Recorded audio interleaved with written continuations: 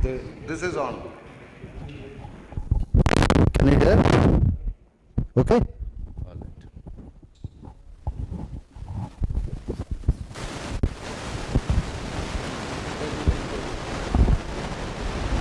Yeah, is that okay? It's what? Too much?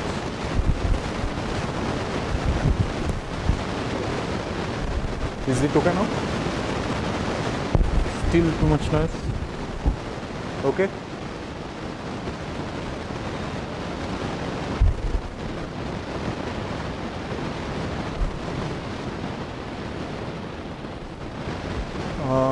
Okay, so I would like to start by thanking Kedar, I'm sorry, Trutha for inviting me here.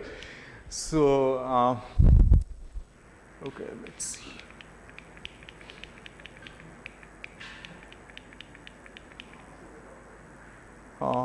This is, okay, just hold on. Yeah, wrong button.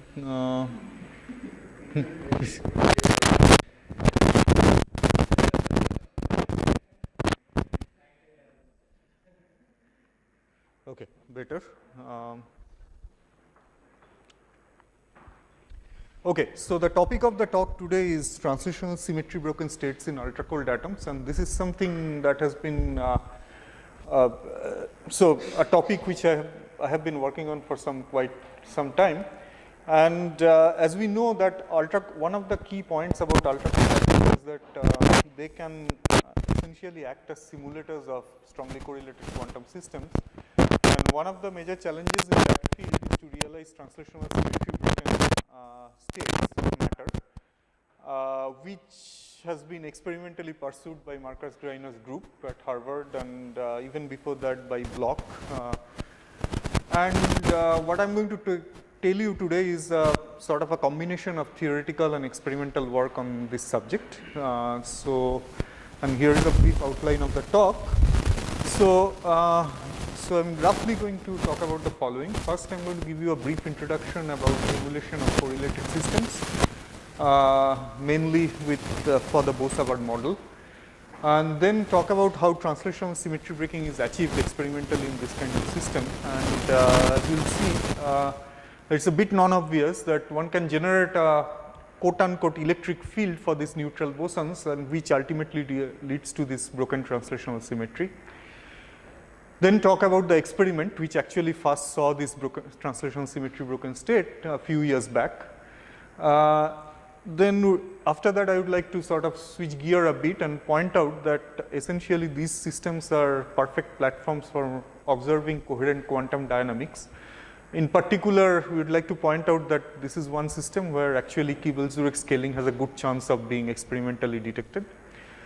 Finally, if I have time, I'm going to talk about other symmetry broken states where, again, these states have translational symmetry breaking, but the particular symmetry broken has a different character compared to what I was talking about before.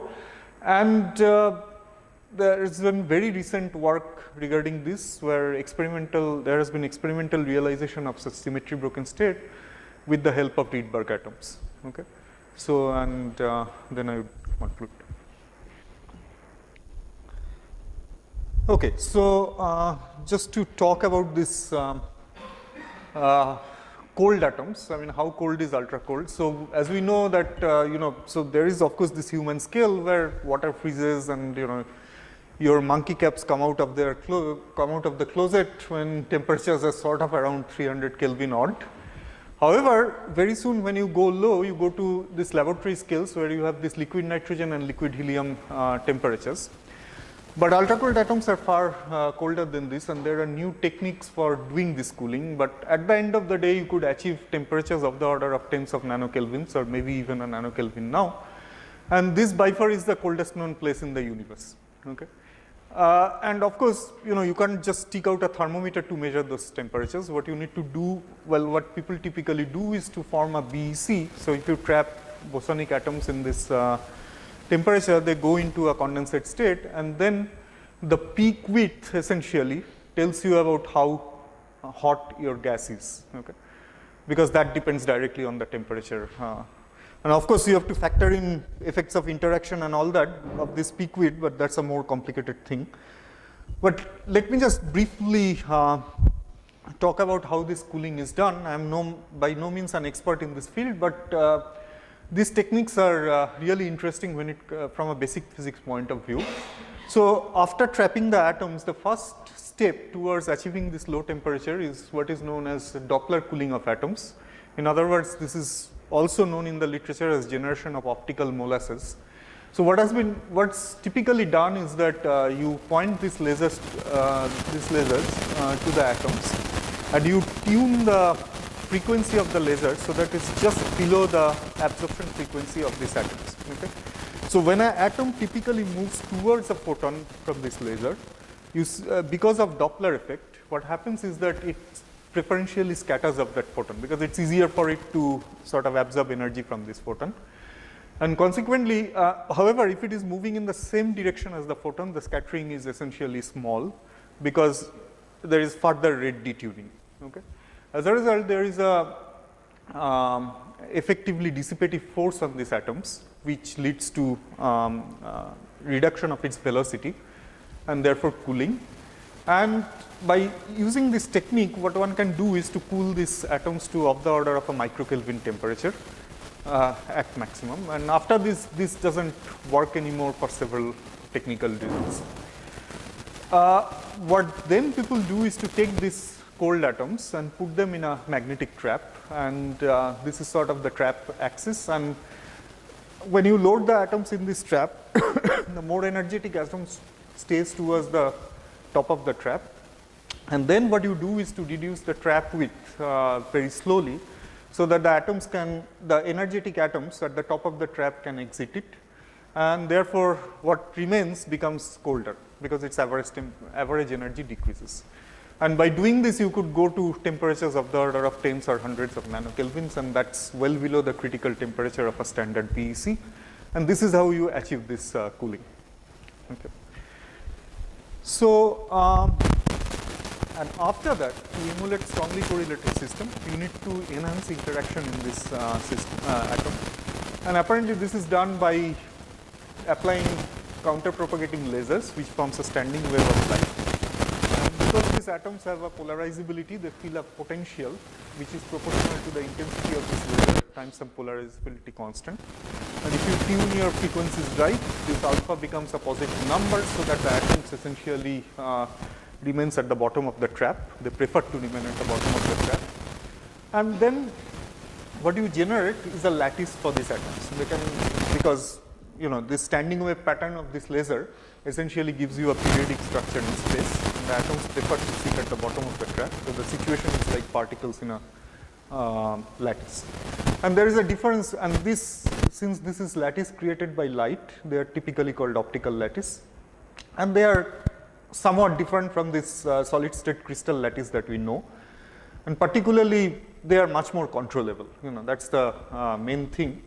By tuning the intensity of this laser field, you could essentially control their depth and also can control them dynamically. That's another thing when we go to looking at non-equilibrium dynamics of these atoms. Okay. So how do we realize physics of interacting matter using this setup? And this was first shown in a landmark experiment which was done by Emmanuel Bloch and his co-workers. And this was done quite long back, about 15 years back. So what they did is that they prepared this BEC in a trap, and then they turned on this optical lattice, okay, to its maximum value, which is Vmax, which is same as the V0 shown here, over a period of roughly 80 milliseconds, and then they let the system rest there to equilibrate for about 20 milliseconds. And then what they do is that they drop the trap, the lattice and everything, and let these atoms fly. Now, since this is a free flight for the atoms, what happens is that the trajectory of the atoms is determined by its initial velocity. And therefore, if you image these atoms on a screen, the position distribution of the atoms on the screen effectively reflects the momentum distribution of the atoms. So when the lattice was non-existent, the position distribution of the atoms on the screen was just a central dot, which essentially means that everything was at roughly at k equal to 0. And then as you increase the lattice, there are the side peaks, which is because of the presence of the lattice, but the central peak remains unless you ramp up the lattice to something like 16 times E of r. E of r is the recoil energy here, which is the typical energy scale that you can form out of the mass of the atoms and the wavelength of the laser protein. So as a result, what happens is that you see that the atoms initially was in a momentum state, but here it's all delocalized in momentum space. So if I think of this in position space, this is sort of a completely delocalized state of atoms in position space, and this is a BEC. However, this essentially corresponds to a completely localized state of atoms, and this was taken to be a of a superfluid to a Mott insulator transition. Why this is a Mott insulator is something I'm going to talk about a bit. But this experiment essentially first showed that it is possible to emulate the physics of both strong correlation as well as quantum phase transition using these systems. Okay, and this disappearance of the peak was taken to indicate the presence of a quantum phase transition from a superfluid to a Mott insulating state. So here is a pretty picture of how this imaging is done. You know, this just absorption images of these flying out atoms on a screen. And here is another representation from Emmanuel Bloch's Nature paper showing the difference in the atom momentum distribution atom momentum distribution in the superfluid and in the Mott state. So how do we theoretically model this? Light does not heat up the system?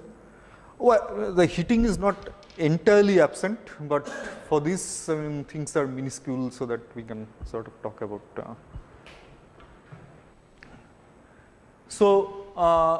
For a deep enough potential to sort of model this, what happens is that the energy bands of in the single particle well, they are very sparsely spaced, which means that their energy dispersion is roughly 5 times the recoil energy, which is much larger than any other energy scale in the problem, and therefore for low energy physics it's enough to take a single band model. Now what does that model have? So what can the bosons do?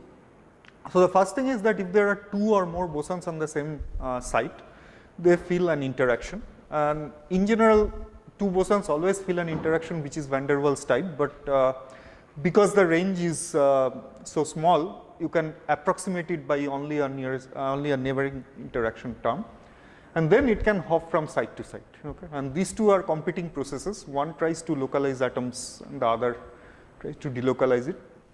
And then just for theoretical calculation, you put in a chemical potential because you want to work in grand canonical ensemble. And that gives you the model Boas-Hubbard Hamiltonian. Is there any way you can make U negative in such systems? You can use Feshbach resonance kind of thing, but in this particular model, if you make U negative, this won't be a stable system. You need other competing interactions to sort of give you that stability.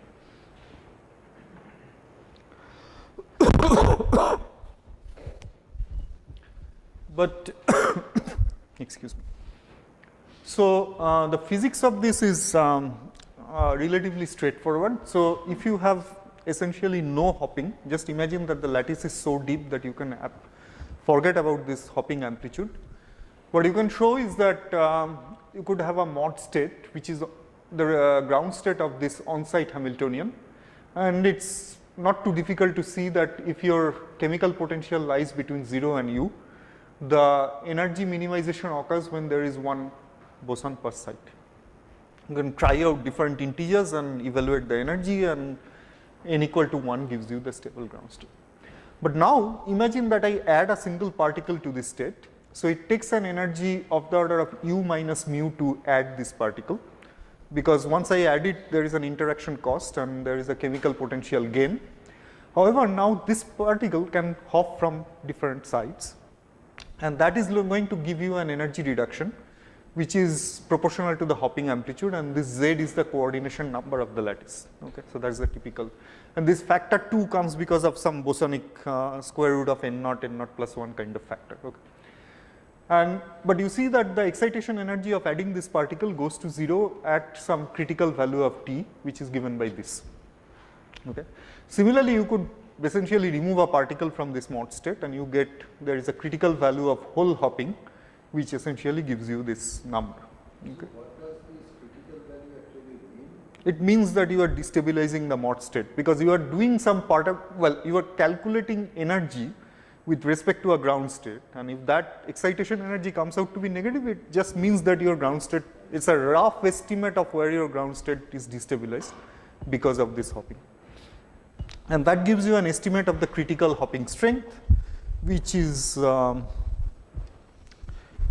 which one can sort of use to obtain a phase diagram of where you can go from MOT to a superfluid state. Okay, and there are several ways of improving this calculation, which I am not going to describe, but there are very complicated calculations by Friedrichs and Monian, perturbation theory calculation,